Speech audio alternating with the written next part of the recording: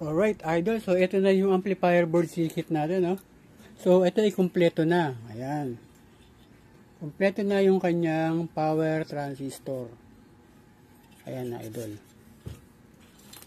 Complete na yun, no? So, yung ginamit ko nga pala dito ay NJW 0302 at NJW 0281. Yan, idol. So, okay na yung amplifier board natin, no? So, ang gagawin naman natin ngayon ay syempre, yung magtatakda ng power ng amplifier na to. So, ano ba yung nagtatakda ng power ng mga idol? So, itong board circuit na to, hindi ko ito masasabi kung ilang watts to. Yan. Pwede ko masabi siya kung hanggang ilang watts ang kaya niya. Pero hindi ko masasabi yung watts niya hanggat hindi pa natin nagagawa or napapinalize yung kanyang transformer. Kasi mga idol, sa transformer po talaga nanggagaling ang power ng isang amplifier.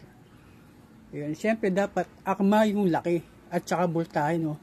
Pag tumataas kasi yung voltahe niyan, hindi pwedeng maliit lang yung core. Dapat lalakihan mo rin yung core ng amplifier mo at saka dapat sakto lang. Meron po yan saktong computation. Ino-compute po, hindi po natin pwedeng hulaan basta-basta yung gagawin natin. Ito sasabihin ko lang. Gantong power niyan, malakas yan. Hindi pa pwedeng ganun. Lahat po yan ay merong computation, mga idol. So, etong gagawin natin ay yung kanyang transformer. So, ito po ay 85085 or 80080 yung gagawin natin. Depende kung hanggang saan aabutin yung ating magnet wire. Ibinili natin. So, ito nga, no, ang gagawin lang natin dito ay 2U or 2RU na case. So, maghahanap din tayo ng case na ganun na 2U. So, basta kumpletuhin muna natin yung materials para makagawa tayo ng isang power amplifier. So, kailangan natin ang kanyang core.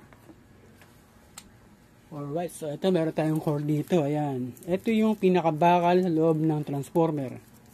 So, hindi dito basta-basta gagamit tayo ng ordinaryong yero lang, no? Tapos i-roll natin. Hindi po pwede yun. Special po yung ginamit dito na iron sheet. Ayan. Alright, so syempre, yung wire natin sa primary, ayun, primary wire. Yan, primary wire. Tapos yung wire ng secondary. Yan, medyo mataba yan, oh, secondary. Ayan, so habang bumababa ang voltahe ng nagagawin mong transformer, lumalaki rin yung wire niyan. Habang tumataas naman yung ginagawa mong voltahe na ginagawa mong transformer, lumilit din yung wire niya, no? Ayan. Tapos, syempre, yung voltahe ng para sa mga blower, sa mga protect, o sa mga buffer, ito gagamitin natin. Ayan, syempre, kailangan natin yan ng pambalot. Ayan. Pambalot ng toroidal transformer. So, ang gamit na natin dito ay itong mylar plastic na sadyang ginawa ng pambalot para sa toroidal transformer. So, napaka-importante din na itong core na to ay babalutan natin ng maayos, no?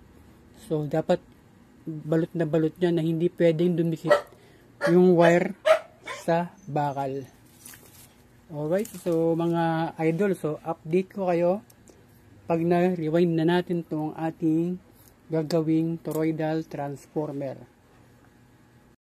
Yo, hanggang sa muli. Peace out.